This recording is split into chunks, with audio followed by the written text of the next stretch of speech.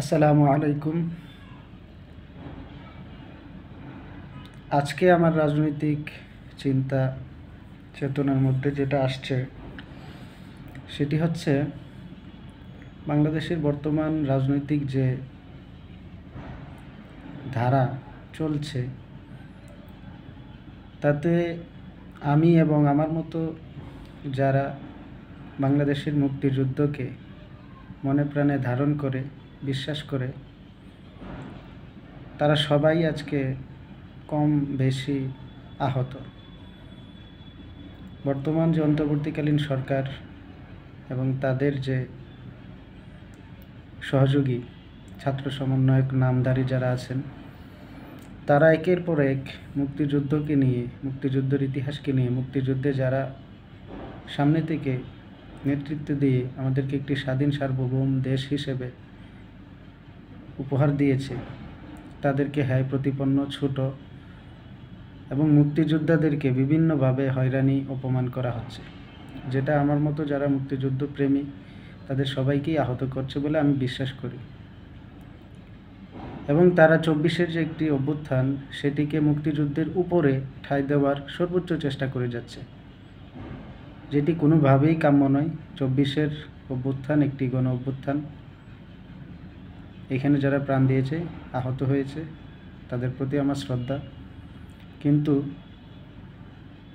একটি অভ্যুত্থান কখনোই একটি দেশের স্বাধীন সার্বভৌম সংগ্রাম, মহান মুক্তিযুদ্ধের রিপ্লেসমেন্ট হিসেবে হতে পারে না বা তার উপরে হতে পারে না।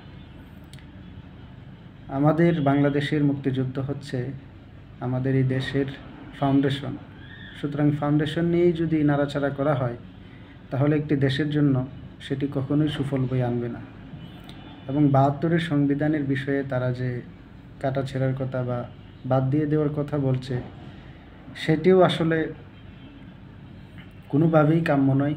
৭২-এর সংবিধান বলে কিছু নাই। ৭১ যে সংবিধান ছিল মুক্তিযুদ্ধের আলোকে যেটি গঠন করা হয়েছিল সেটাই ৭২ হিসেবে গণ্য করা হয়। সুতরাং এই অন্তর্বর্তীকালীন সরকার এবং তাদের সহযোগীরা যদি বাংলাদেশ এবং মুক্তিযুদ্ধকে নিয়ে কোনো ধরনের হঠকারী সিদ্ধান্ত নেয় তাহলে আমি মনে করি বাংলার আপামর জনতা এটি কোনোভাবেই মেনে নেবে না এবং তাদের ধ্বংস ওই দিন থেকেই শুরু হয়ে যাবে।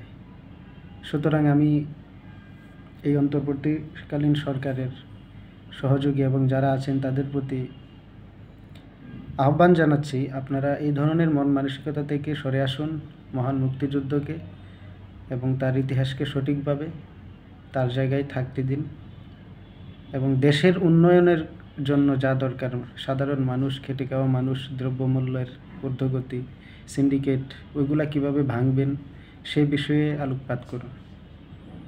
অযাচিত কোনো কিছু নিয়ে টাইম পাস করার কোনো মানে হয় না। আর যদি না পারেন তাহলে আপনারা পরিষ্কারভাবে নিজেদের মান-ইজ্জত থাকতে থাকতে সরে যান একটি সুষ্ঠু নির্বাচন দিয়ে। এটুকুই বলার ছিল আজকের জন্য। আল্লাহ হাফিজ।